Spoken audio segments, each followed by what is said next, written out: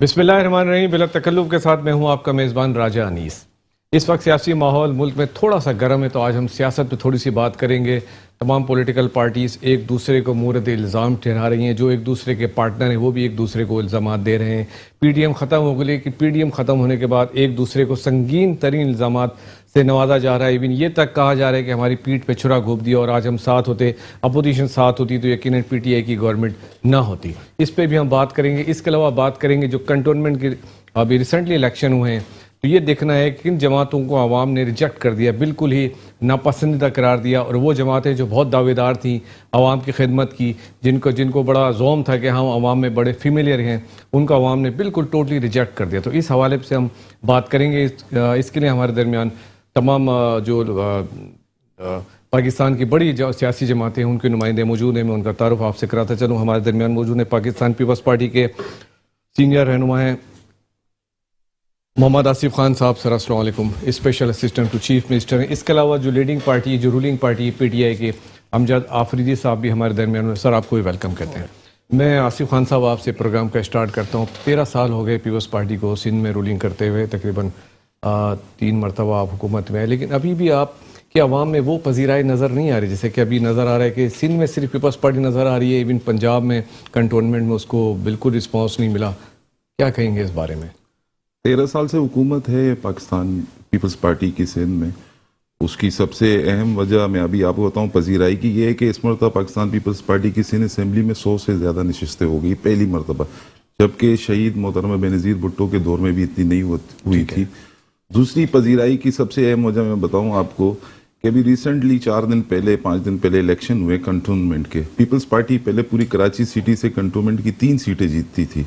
इस मतलब peoples party ने 11 सीटें जीती है और लार्जेस्ट वोट लेने वाली पार्टी बनी है, जिन्होंने कंटोनमेंट इलेक्शन में 22,200 वोट लिए। सेकंड पे पीटीआई आई है, जबकि पीपल्स पार्टी के 39 कैंडिडेट खड़े थे और पीटीआई के 42 खड़े थे।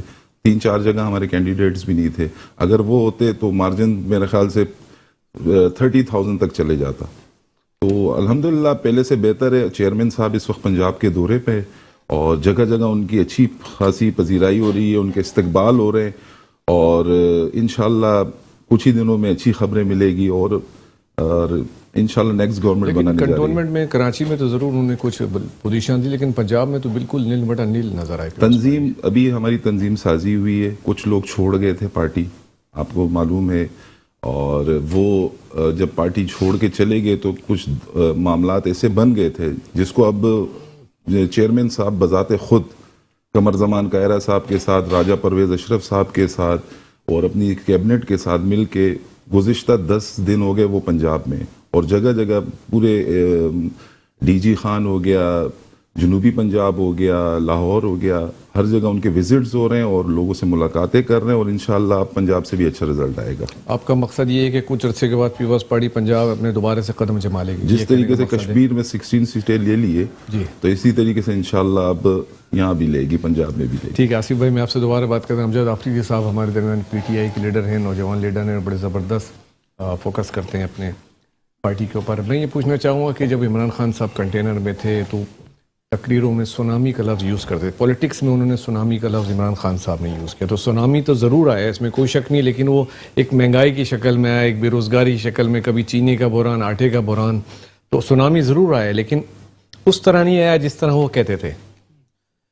बहुत शुक्रिया खान साहब, तब्दीली का भी वर्ड्स लेकर आए पॉलिटिक्स में, और इस लंबी दास्तान है, इसमें एक स्ट्रगल है 22-23 साल जो वज़ीर आज़म साहब ने स्टार्ट किया, अकेले से स्टार्ट किया, आज माशाल्लाह वज़ीर आज़म है इस मुल्क के। देखिए महंगाई का बुरान इस बार पहली बार ऐसा हो रहा है कि उसके ऊपर ठीक ठाक एक प्रोपेगेंडा किया जा रहा है आवाम के अंदर। हुई है महंगाई, हम इससे कोई दो राय नहीं है, महंगाई हुई है पूरी दुनिया में, जहाँ महंगाई हुई है पाकिस्तान में भी महंगाई हुई है। अब देखें पेट्रोल का जो अभी 5 रुपये बढ़ा है पेट्रोल, अब पूरी दुनिया के हिसाब से देखें 80% पेट्रोल पूरी दुनिया में बड़े रेट, उसमें पाकिस्तान वाहिद मुल्क है जिसमें वज़ीर आज़म साहब ने 17% पेट्रोल बढ़ाया है। वही आप इंडिया के रेट देखें, बांग्लादेश के रेट देखें, सऊदी अरब 104 रुपये, इंडिया 200 रुपये, और UAE 111 रुपए, ये रेट चल रहे हैं अरब कंट्रीज के।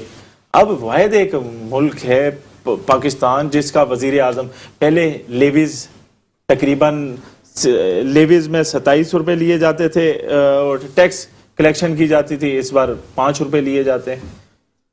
पहले सेल टैक्स 17 रुपए लगता था, इस बार 10 रुपए। तो वजीर आजम क्या करे जब पूरी दुनिया में एक महंगाई इशू चल रहा है, उसके अंदर फिर भी वो कोशिश कर रहे हैं कि हम इसको अवाम पर बोझ ना पड़े, इस गरीब अवाम तक, क्योंकि ये बहुत पहले से ही पिसी हुई है। हालात ये सिंध के जो गुज़श्ता हालात हैं, कंट्रोलमेंट की भी आपने बात की, हमें 14 सीटें मिली हैं, पीपल्स पार्टी के नुमाइंदे कम थे, इन्हें मेरे ख्याल से कोई नुमाइंदे मिले नहीं इलेक्शन लड़वाने के लिए, उस वजह से सीटें पंजाब में वो पजीराई नहीं मिली पीटीआई को जो मिली। पंजाब में हमने 162 सीटें ली हैं और जो पिछले आप देखें कंट्रोलमेंट के इलेक्शन उससे बेहतरी की तरफ गए, हमें फायदा हुआ है, लोग बड़ा है, हमारा ग्राफ ऊपर गया है पूरे पाकिस्तान के अंदर। खैर जहां जहां कमी कोताही हुई है हम उसको देख रहे हैं, ये शख्सियत का वोट होता है कंट्रोलमेंट का इलेक्शन और उस पर बातचीत चल रही है। दूसरी आपने महंगाई के हवाले से आपने बात की, महंगाई देखें, महंगाई इस वक्त पूरी दुनिया का इशू चल रहा है। हाँ, आपको याद होगा पेट्रोल 123 रुपए जरदारी साहब की हुकूमत में भी गया, चीनी 100 रुपए से ऊपर जरदारी साहब की हुकूमत में भी गई। इसे आटे के लिए आटे की शॉर्टेज पीपल्स पार्टी नून लीग के दौर में भी रही है। उस वक्त कोई प्रोपेगेंडा नहीं होता था, उस वक्त मिलकर या सिंध की पार्टी और पंजाब की पार्टी मिलकर मिल बांट कर कुछ यहाँ खाते थे कुछ वहां खाते थे। अच्छा। तो इस तरह से चला रहे थे। इस बार पीडीएम मिल चुकी है, मुझे अपना कंप्लीट करने दे। इस बार ये मिल चुके और इन्होंने पाकिस्तान का 62 सालों में जो तबाही की है उसका मलबा 2.5 साल 3 साल वजीर आजम इमरान खान पर डालने के लिए मिल गए। इन्होंने इस मुल्क को तबाह करने में कोई कसर नहीं छोड़ी। अब मैं सिंध में, क्योंकि मैं रहता हूं, सिंध के हवाले से 2-3 चीजें मैं आपके सामने रखूंगा। जहां पर एड्स की दवाइयां नहीं है, जहां पर कुत्ते जो काट ले उसकी वैक्सीनेशन नहीं है, जिस सूबे के अंदर, जिसके अंदर सुबह बेचारे लोग थर से आते हैं, रात गुजारते हैं सिविल हॉस्पिटल के बाहर, जिना हॉस्पिटल के बाहर, वो अगले दिन बेचारों के जाके टेस्ट होते हैं। उसके अंदर तकरीबन 15 करोड़ रुपए की मच्छरदानियां जानवरों के लिए ली जाती हैं। ठीक है अमजद आफरीदी साहब, मैं आपको चारा लिया जाता है। फयाज कायम खनी साहब हमारे दरमियान मौजूद हैं, एमक्यूएम पाकिस्तान। सर आपको मैं वेलकम कहता हूँ। मैं आपसे ये पूछना चाहूँगा कि एमक्यूएम ने अभी जो रिसेंटली कंटोनमेंट इलेक्शन हुए हैं, जस्ट 3 सीट्स उनको मिली हैं। इस तरह अवाम में पजीराई नज़र नहीं आ रही जो इससे पिछली मरतबा थी। जी। आप इसके बावजूद पीटीआई के अलायंस है, जो पीटीआई की गवर्नमेंट की कारकर्दगी है वो सबको नज़र आ रही है और डेफिनेटली आप उनके अलायंस है, तो अवाम ने हो सकता है ये सोच के आपको वोट ना दिया हो। देखें, ये तो एक नेचुरली सी फिनोमिना है कि आप किसी के साथ इत्तेहाद ही बनेंगे, अलायंस होंगे तो उसके अच्छे बुरे में भी आप पर असरात तो पड़ेंगे। बहरहाल यहाँ मैं इस पॉइंट ऑफ व्यू से इसको नहीं देखता हूँ। हमारे मसाइल एमक्यूएम के जो मसले हैं वो थोड़े मुख्तलिफ हैं। एमक्यूएम पाकिस्तान की वाहिद एक सियासी तंजीम है जिसको इस मुल्क में दफातर नहीं है। हमारी तंजीमी और सियासी सरगर्मियाँ जो है एक महदूद, एक ख़ास जुरिडिक्शन तक महदूद है। हमें कंपेयर नहीं किया जा सकता किसी भी इंतखाबी मामलात में। एमक्यूएम को किसी भी जमात से कंपेयर इसलिए नहीं किया जा सकता कि पीपल्स पार्टी का गली गली में ऑफिस है, पीटीआई का भी गली गली में ऑफिस है, किसी और सियासी जमात के उनके भी ऑफिस हैं, हमारे ऑफिस नहीं है। हमारे साथ जो रियासती रवैया है वो सारी दुनिया जानती है कि पिछले 15 ये समझे 6-7 साल तो कंटिन्यू हो गए। तो जहां तक बात यह है कि पीटीआई की कारकर्दगी से असरात पड़ते हैं, तो बिल्कुल पड़ते हैं, हर इत्यादि को पड़ते हैं। महंगाई एक जिन की शक्ल इख्तियार कर गया है और हमने अभी जो 2 दिन कबल जो है पेट्रोलियम की चार्जेस में जो इजाफा किया है हमने तो मुस्तरद किया है। हम नहीं मानते इस बात को। सर पहले होता ये था कि आप लोग हुकूमत से अलहदा हो जाते थे। असल में प्रॉब्लम ये है कि अभी हमारे अमजद भाई ने भी मेरे आने से पहले ही बात चल रही थी कि वो अमेरिका में इतने शाम का है, बरतानिया में इतना है, फला जगह इतना है, इंडिया में इतना है, और ये पाकिस्तानी करेंसी से कन्वर्ट करके उनकी चीज़ें बताते हैं आवाम को। ये गोरख धंधा है, ये आज़ाद व शुमार का गोरख धंधा है।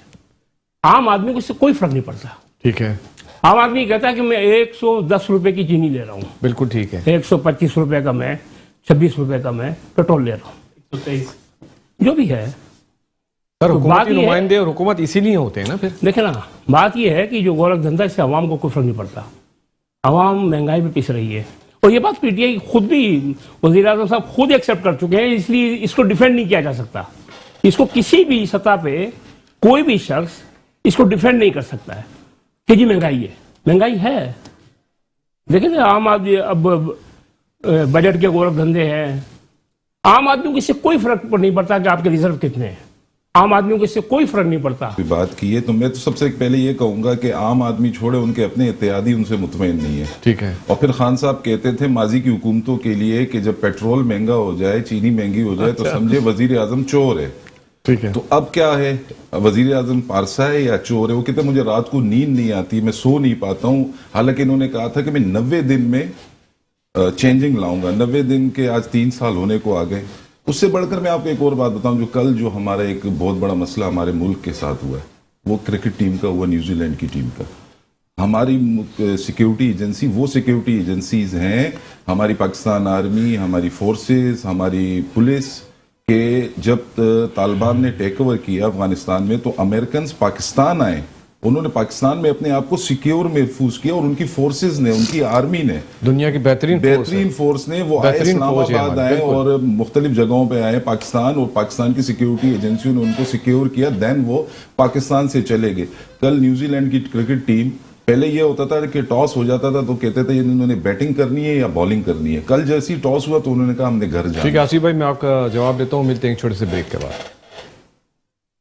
Welcome back. ब्रेक पे जाने से पहले हम बात कर रहे थे आसिफ खान साहब से। जी सर, आप कुछ फरमा रहे थे। तो मैं तो सिक्योरिटी के हवाले से बात कर रहा था कि जो सिक्योरिटी का मसला बना, और आज रमीज राजा साहब जो हमारे चेयरमैन हैं क्रिकेट बोर्ड के, वो अभी थोड़ी देर पहले कोई पैगाम उनका टीवी पे चला है कि अवाम का दर्द और हमारा दर्द एक जैसा है।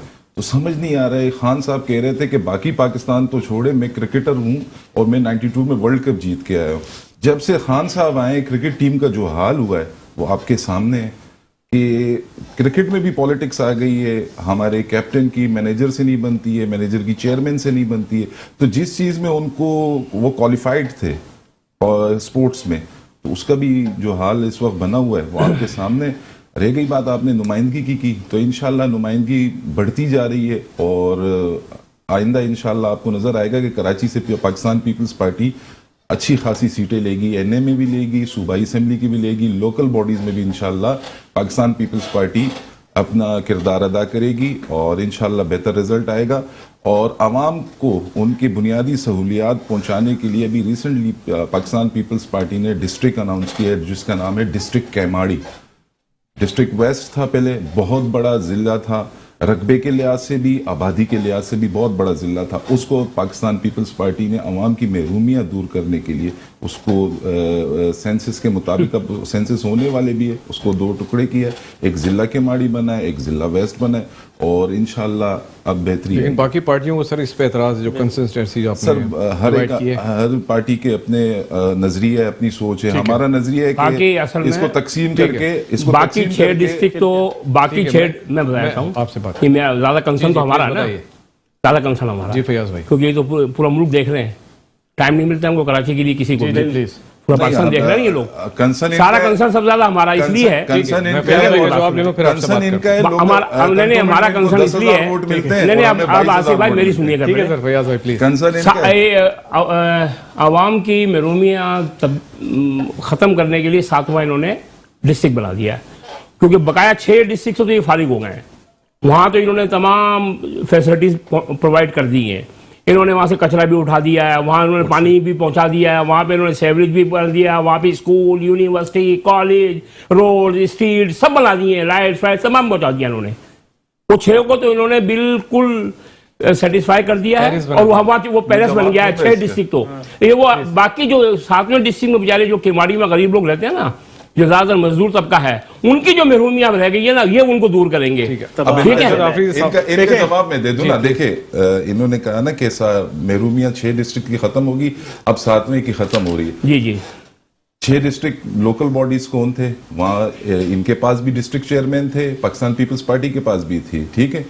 आज एडमिनिस्ट्रेटर कराची मुर्तजा वहाब है, और वो ये कह रहा है कि मैं ये नहीं कह रहा हूं कि मुझसे पीछे जिन्होंने कुछ नहीं किया तो मैं वो रोना नहीं उनका जिम्मेदार रहूंगा। मैं नहीं, ऐसे काम करके जाना चाहता हूं कि मेरे बात आने वाला ये ना कहे कि मेरे पास इख्तियारात नहीं थे और गुज़िश्ता एडमिनिस्ट्रेटर ने काम नहीं किए। तो हम ना इख्तियारात का रोना रो रहे हैं, न वाटर बोर्ड का रोना रो रहे हैं, न KBCA का रोना रो रहे हैं। हम कह रहे हैं कि हमने अवाम को खिदमत करके देनी है, जिसके लिए हम लगे हुए हैं। ठीक है, अमजद आफरीदी साहब। अच्छा, सबसे पहले मेरे भाई ने न्यूजीलैंड के दौरे की बात की। हमें नहीं, इस पर देखिए, जब पाकिस्तान की बात हो तो उस पर तमाम पार्टियों को एक जगह खड़ा होना चाहिए। तो बाहर से हम पर ये एक तरह का हमला किया गया, और हमारे जो मुखालिफ मुल्क हैं उन्होंने इंडिया लॉबिंग कर रहे हैं, जो हालात चल रहे हैं अफगानिस्तान के जो मसाइल हैं उस पर।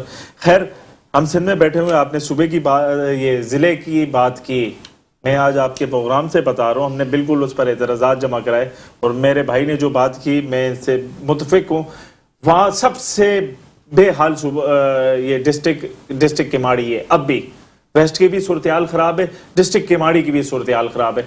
डिस्ट्रिक्ट केमाड़ी में आसिफ भाई भी रहते हैं, मैं भी रहता हूँ, और वहाँ तो रहने के लायक कोई, आप मुआजकोट, रईसकोट, केमाड़ी, बल्दिया, ये सारा एरिया ही तबाह है उसमें, साइड का एरिया।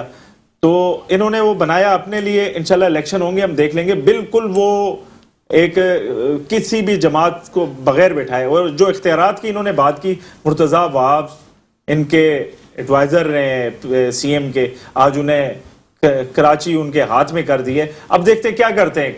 कराची का सत्यानाश कर चुके हैं।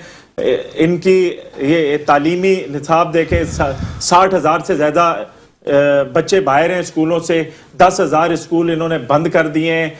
इन्होंने लाखों रुपए की किताबें रद्दी का टुकड़ा बना दिए, वो गोदामों में पड़े पड़े सड़ गल गई हैं, कोई पूछने वाला नहीं है, कोई सूरत हाल नहीं है। उसके बाद अभी एजुकेशन पे जो करंट इन्होंने वो डेस्कों की मद में 3 अरब रुपए का टीका लगाया है इन्होंने। तो 5,000 वाला डेस्क इन्होंने लिया है जाकर 27,000 में। अब सरदार शाह साहब से पूछो, वो कहते हैं, सैयद गनी साहब से पूछो, सैयद गनी साहब कहते हैं, आप CM साहब से पूछें, CM साहब कहेंगे जरदारी साहब से पूछें। आखिर बात वहीं जानी है। ये सूरत हाल है इस मुल्क की। और उसके बाद हम चले जाएं खुराक, जहां पर एक छोटी सी बात है कि पैसा कमाओ मुहिम, ये सिंध जो भुट्टो का, आज से पहले भुट्टो साहब ने जो काम किए, आज उन्हें जरदारी साहब कैश कर रहे हैं, और उसी भुट्टो के नाम पे कैश कर रहे हैं। इन्होंने खुद कुछ भी नहीं बनाया। पीपल्स पार्टी ने 13-14 सालों में इसको तबाही के अलावा कुछ नहीं दिया। NICVD सुबह को NICVD की मेरे भाई ने बात की, अब मेरे इससे पूछें, दोनों भाइयों को मालूमात नहीं है। 5 करोड़ रुपए किसने बनाया? 5 करोड़ रुपए कोरोना के वक्त जब एयरलाइन बंद थी, इन्होंने पैसे उसके टिकटों के काट लिए। ये मेरे भाई ने जिस हॉस्पिटल का नाम लिया है, इसी हॉस्पिटल के अंदर 14 करोड़ रुपए दिए जाते हैं रेंट, गाड़ियों के रेंट के। ये करप्शन हुई है। इन्होंने मच्छरदानियों के करोड़ों रुपए काट लिए। इन्होंने तो गवर्नर हाउस में यूनिवर्सिटी इन्होंने बना दी, अच्छा मुर्गी चूजा बकरी एक आगाही मुहिम चलाई, हमें नहीं पता कहां चली, 14 करोड़ रुपए उसके भी खा गए। ये जरदारी, ये सिंध हुकूमत करप्शन की जो बात हो गई, पैदावार है, सिंध हुकूमत ने आसिफ खान साहब की तरफ सवाल का जवाब देने के लिए। जी प्लीज सर, पहले इसको क्लियरिफाई कर दें। देखिए, बात ऐसी है कि मैं आपको बता चुका हूं कि हमने डिलीवर किया, तो आज हमें 3 से 11 सीटें हो गई। MPs हमारे हुआ करते थे 70, 72, 75। आज सिंध असेंबली में हमारे MPs मोर देन 100 है। और कश्मीर में भी आपको रिजल्ट नजर आ गया है। कश्मीर में भी क्लीन स्विप आपने किया, वो जिस तरह आपके गंडापुर साहब पैसे लेके घूम रहे तो सबको पता है। अब बात सूरत हाल ये है कि इंशाल्लाह NICVD आपके सामने है, ट्रॉमा आपके सामने है। मनोड़ा में इतना बड़ा पार्क बन रहा है, आप जाके देखें, विजिट करें। मौड़ीपुर रोड, जब हमारे वसीम अख्तर साहब मेयर थे, वो कहते थे मैं नहीं बना सकता हूँ, आज एडमिनिस्ट्रेटर कराची बना गया। तो अंदरूनी सिंध का बहुत बुरा हाल है। अंदरूनी सिंध आप डेपलो, मिट्टी, थरपारकर। सर आप AIDS की मेडिसिन नहीं है। एक मिनट, मीरपुर खास जाएं आप सर, डबल रोड बन गए मीरपुर खास के, थरपारकर की तरफ बन गए। अब तो इनके पास वो वाला फ्लोमा है ही नहीं कि वो थरपारकर हलीम आदिल शेख पहुंच जाते थे और मग्गा लेके औरतों के साथ घूम रहे थे, पानी नहीं है, पानी नहीं है। आजकल वो वीडियो हलीम आदिल शेख की नहीं आ रही है टीवी पे, अगर आपने नहीं अपोजिशन वाले देखी हमने काम यही कर रहे तो सूरत हाल ये है, पानी आ गया होगा ना, इसलिए नहीं आ रहा। सूरत हाल ये है कि इनके तो जो है ना वजीर आजम हाउस में भी यूनिवर्सिटी इन्होंने बना दी है। अच्छा। और ये गवर्नर हाउस जो इमरान इस्माइल साहब है वो पंजाब हाउस में रह रहे हैं, मेरे ख्याल से बधाई लैंड में इधर भी यूनिवर्सिटी बनी हुई है। हम तो चोर है, अवाम कह रही है वो चोर अच्छे थे, ये ईमानदारों से हमारी जान छुड़ा लो। जो कल 5 रुपए पेट्रोल के बढ़ाए, डॉलर कहां चले गया। मैं भाई की जो हमारे एमक्यूएम पाकिस्तान से इनकी बात से इत्तेफाक करता हूँ, जीडीपी रेट से हमारी अवाम को कोई लेना देना नहीं है कि अवाम को हम कहे जी जीडीपी रेट्स ये हो गया। हमारी हर तरफ ये कह रहे हैं ना कि वो हमारे पे दुश्मनों ने हमला किया है। ये क्रिकेट टीम जो चली गई, आपकी खारजा पॉलिसी कमजोर है ना। आपका वजीर खारजा क्या कर रहा है शाह महमूद कुरैशी साहब। हमारा प्राइम मिनिस्टर ताजिकिस्तान में बैठ के न्यूजीलैंड की प्राइम मिनिस्टर को कॉल कर रहा है, मिन्नतें कर रहा है कि अपनी टीम को मत ले जाओ, नहीं जाने दो। ये इस किस्म की हमारी खारजा पॉलिसी, बड़ी अच्छी खारजा पॉलिसी थी। हाँ, अमेरिका से ड्रोन अटैक करवाते थे पाकिस्तान पर, उसके बाद खुद ही खड़े हो गए वो। कायम खनी साहब जी, आप कुछ कहना चाह रहे थे इसके ऊपर? ये अपने दोनों साथी हमारे जो ये बैठे हैं बेचारे, इनको ये बहुत लो लेवल पे, शायद इनको मालूमात नहीं है, नौजवान बच्चे हैं। ये करोड़ों का मसला नहीं है, ये डिस्ट्रिक्टों का मसला नहीं है। ये पीपल्स पार्टी वाले भाई को और ये अपने पीटीआई वाले भाई को बता दूं, पीपल्स पार्टी ने 12 साल में 9,000 अरब रुपया लिया हुआ है एनएफसी अवार्ड में। ठीक है, 9,000 अरब रुपया लिया हुआ है। 90% बजट जो है कराची से मिलता है। शहरी सिंध के अंदर जो है ये एक साहब इनमें से किसी ने कहा कि जी वो भुट्टो के काम को आगे चला रहे, भुट्टो ने कोई काम नहीं किया हुआ है। आप शहरी सिंध के अंदर जो है ये कह रहे हैं कि हमने एनआईसीवीडी बना दिया है। एनआईसीवीडी बनाया नहीं है, एनआईसीवीडी के मोबाइल यूनिट बनाए, गाड़ियां जो हैं जिसको आप आम जो मोबाइल यूनिट्स हैं, वो हॉस्पिटल नहीं बने हुए हैं। ठीक है, एक ट्रॉमा सेंटर को लियारी के अंदर थोड़ा सा अपग्रेड कर देना जो है ना, वो 3 करोड़ की आबादी का हल नहीं है। मोबाइल यूनिट आवाम को रिलीफ तो मिल रहा है। बात सुने भाई साहब, बात सुने। ये भी नहीं होना चाहिए। अरे मकसद मेरी बात सुन ले, मेरी बात सुन ले आप। मोबाइल यूनिट एनआईसीवीडी के 3 करोड़ जो लोग रहते हैं कराची के अंदर, उनका मदावा करता है। ठीक है, ठीक है, 13 साल हो गए पीपल्स पार्टी को। एक हॉस्पिटल का नाम बता दिया मुझे कराची में, पूरे शहरी सिंध में बनाया हो। एक यूनिवर्सिटी का नाम बता दिया मुझे बनाया हो। किसी एक बड़े मेगा प्रोजेक्ट का नाम बता दिया जो 13 साल में बनाया हो।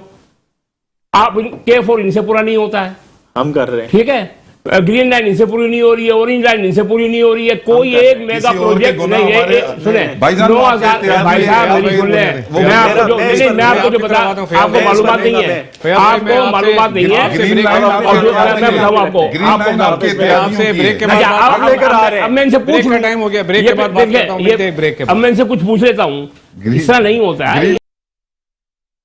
Welcome back. ब्रेक पे जाने से पहले हम बात कर रहे थे पॉलिटिकल जमातों के नुमाइंदों से। इस वक्त हमारे दरमियान ख्वाजा तारिक नज़ीर साहब टेलीफोन लाइन पर मौजूद हैं, जो मुस्लिम लीग नून सिंध के सेक्रेटरी इत्तलात हैं। ख्वाजा नज़ीर साहब, आपको मेरी आवाज़ आ रही है?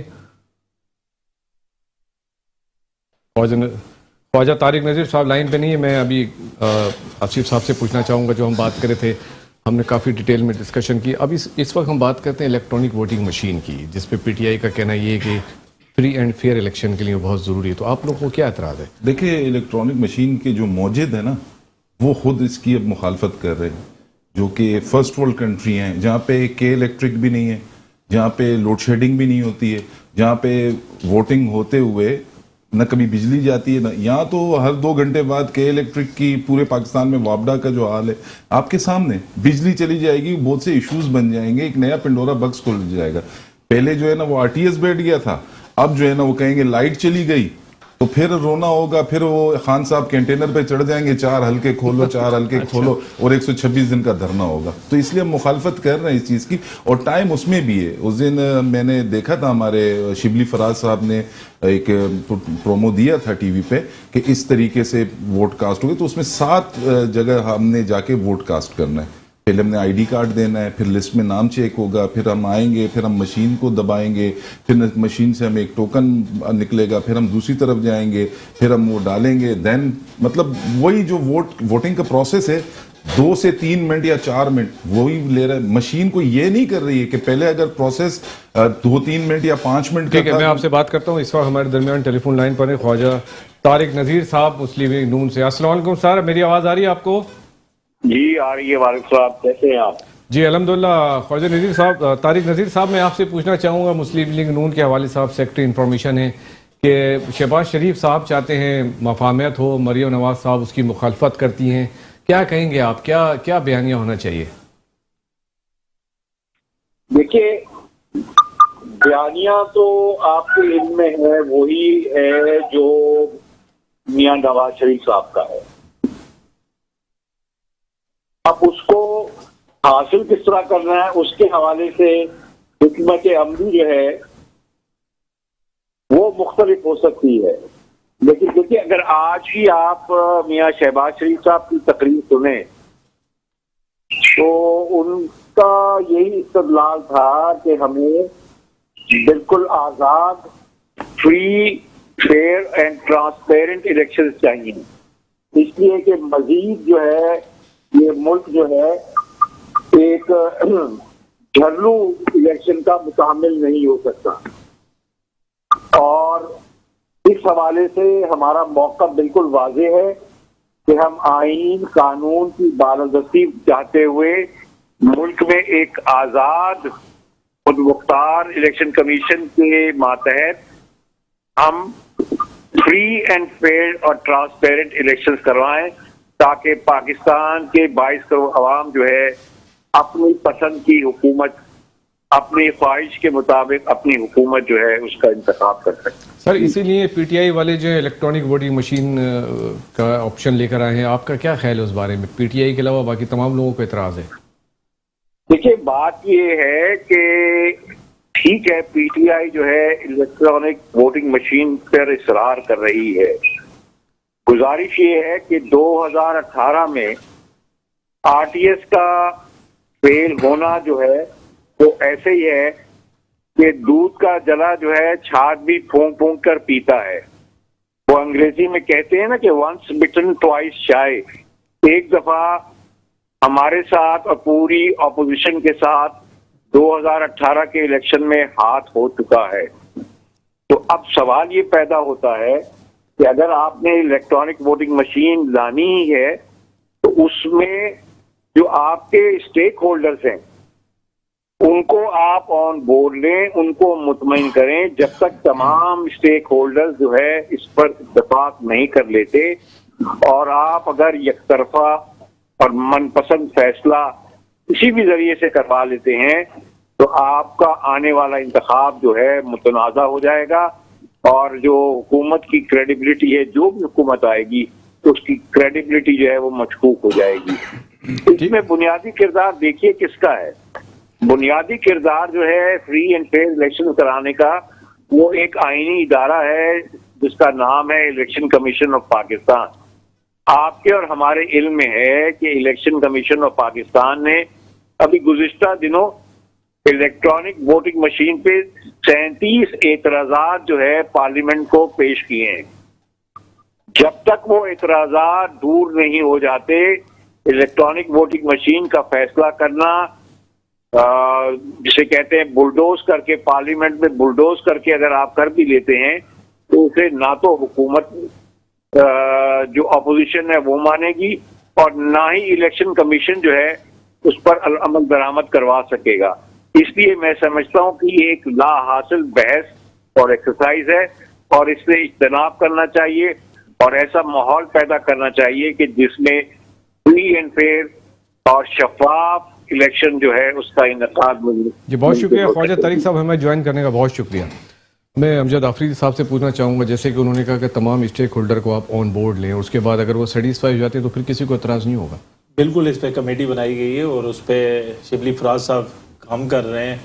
इलेक्शन कमीशन के उन्होंने जो 37 अपने ज़ाका खेज उन्होंने एतराज़ात उठाए, एल्फी का डाल जाना, लोगों के और ख़वातीन कैसे निकालेंगे, वोट कैसे डालेंगे, ये कोई अजीब। हालांकि हिंदुस्तान इससे बड़ा मुल्क है, पड़ोसी मुल्क है, उसमें इसी तरह से हो रहा है, अमेरिका में इसी तरह से हो रहा है, दुनिया में दुनिया डिजिटलाइज की तरफ जा रही है। हम वही थका पुराना आज जो इलेक्शन कमीशन है, देखिए free and fair election commission के आगे सवालिया निशान है, इसमें कोई दो राय नहीं है। पूरे पाकिस्तान की अवाम, क्योंकि अवाम वोट देने के लिए नहीं निकलती। मेरा 249 का इलेक्शन देख ले, कितना वोट कास्टिंग हुई है, कोई वोट कास्ट नहीं हुए, इसीलिए कि उनको एतमाद ही नहीं इलेक्शन कमीशन पे, वोट किसी को देते हैं वो निकलता किसी हुए। आज ये 2018 में कह रहे हैं कि सिस्टम बैठ गया था 2018 आरटीएस, इसी तरह 2013 में भी आरटीएस बैठ गया था, इसी तरह से रिजल्ट आए थे।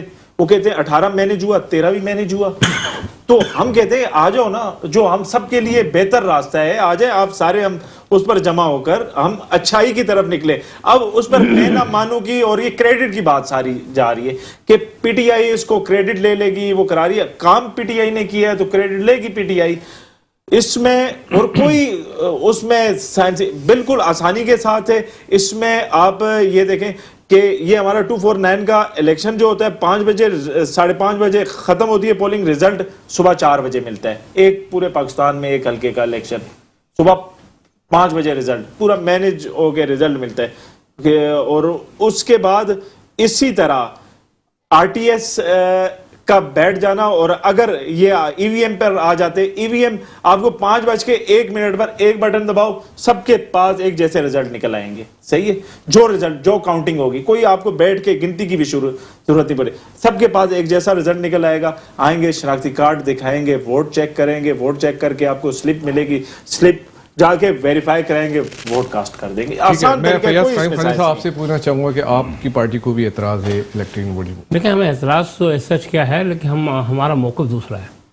हमारा मौक़िफ़ ये है कि जिन इलेक्शन के और सियासी एक सरगर्मी है, इसे तमाम पाकिस्तान की तमाम जमातों को इक्वली अपॉर्चुनिटी मिलनी चाहिए।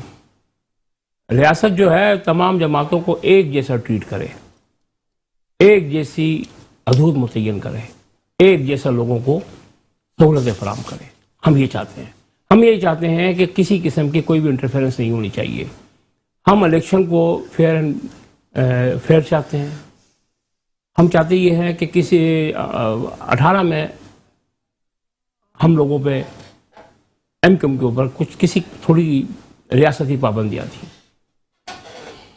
हमें उस तरह की अपॉर्चुनिटी नहीं दी गई जो दीगर जमातों को दी गई थी। हम ये चाहते हैं कि तमाम सियासी जो जमहूरी हक है हमारा, उस जमहूरी हक के मुताबिक हमें इलेक्शन में हिस्सा लेने दिया जाए, और फेयर एंड फ्री इलेक्शन हमारा हमेशा मौक़िफ़ रहा है, और हम इसके लिए।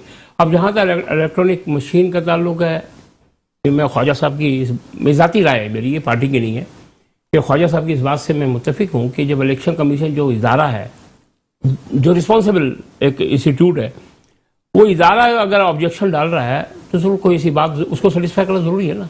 जो इलेक्शन कंडक्ट करेगा अगर वही कंफ्यूज है तो इलेक्शन कैसे होंगे?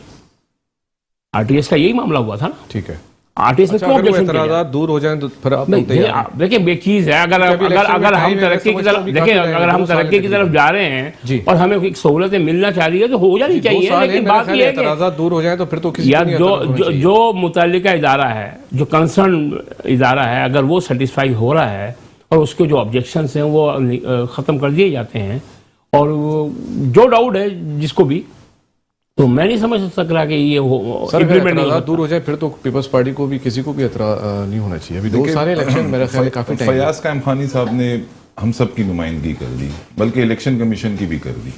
जो इदारा है वो पहले इस चीज को मान ले, जिसने इलेक्शन कराना है वो ही नहीं मान रहा है, तो फिर हमने, अब क्रिकेट का मैच होना ही नहीं है तो शायकीन ग्राउंड में जाके क्या करेंगे? तो जो इदारा ही नहीं मान रहा है कि भाई इस तरह इलेक्शन नहीं हो सकता है, ये ठीक नहीं है। 37 एतराज़ात बहुत बड़े एतराज़ात हैं, कोई छोटे एतराज़ात नहीं। मैंने आपको सिंपल बता दिया कि इलेक्ट्रिक की हमारी 2 बजे लाइट चली जाएगी कराची शहर में, वो तो आरटीएस बैठ गया था, फिर क्या होगा? कोई के इलेक्ट्रिक की वहां बिजली की जरूरत ही नहीं है। जो मशीन है ना आपकी, ना उसको बिजली की ना वाईफाई की जरूरत है। आपके जैसे एक वार्ड के एक ब्लॉक के तकरीबन 700 वोट हैं, तो उस मशीन के अंदर वो 700 वोट फिक्स हैं, उसको कोई हैक नहीं कर सकता। वो आप जाएंगे वहां निकालेंगे और वहीं से डलेंगे। बिल्कुल नहीं, बैटरी है, बिल्कुल बैटरी है, बैटरी चार्ज होगी, बैटरी 48 घंटे तक चल सकती है। आरटीएस बैठ गया, अब एक बैटरी कोई जरूरत नहीं है इसकी। अच्छा, दूसरा 40 बसें चाइना पोर्ट से कराची पहुंच गई हैं, आज रात पहुंच जाएंगी कराची के लिए, कराची शहर के लिए। नवाज हमने शरीफ की फायर स्कीम है। टेंडर ग्रीन लाइन- दिए, ग्रीन कराची लाइन को फायर फील्ड में टेंडर की दिए, स्कीम थी, हमने उसको 3 ये नालों ऑन पर कर रहे काम हैं। कराया, सफाई सुथराई का 25 अरब जो नवाज शरीफ 23 साहब साल ने से दिए, पीपल्स पार्टी ने इन्होंने नहीं ले कराया लिए। था, वो नाले हमने साफ करवाए कराची के अंदर। उसके बाद हमने यहाँ क्या नाम लेते, कराची के अंदर K4 पर काम स्टार्ट है। हालांकि उसमें 12.5 अरब रुपए मांगे गए थे, सिंध हुकूमत ने नहीं दी। आज 50 अरब रुपए वफाक भर रहा है, उसका काम करवा रहे हैं, काम जारी है। तो ये कराची के अवाम के लिए वजीर आजम इमरान खान साहब कर रहे हैं, क्योंकि कराची वालों ने हमें वोट दिए और कराची खान साहब को- को पसंद करते हैं कि इंशाल्लाह ठीक है, कराची इनके के- तवज्जो से अमजद मैं आफरीदी एक पैगाम साहब, देना आसिफ खान साहब, चाहूंगा। आपका बहुत शुक्रिया। फैयाज खान, फहीम खानी साहब, आप तमाम हजरात का बहुत शुक्रिया। कहने का मकसद ये है कि पाकिस्तान हमारी जान है, हमारी शान है, हमारी आन है। सबसे पहले पाकिस्तान है, पाकिस्तान में हमारी जान भी कुर्बान है, पाकिस्तान है तो सब कुछ है। मिलते हैं अगले प्रोग्राम में। राजा अनीस को इजाज़त दीजिए। अल्लाह ने के बाद पाकिस्तान जिंदाबाद।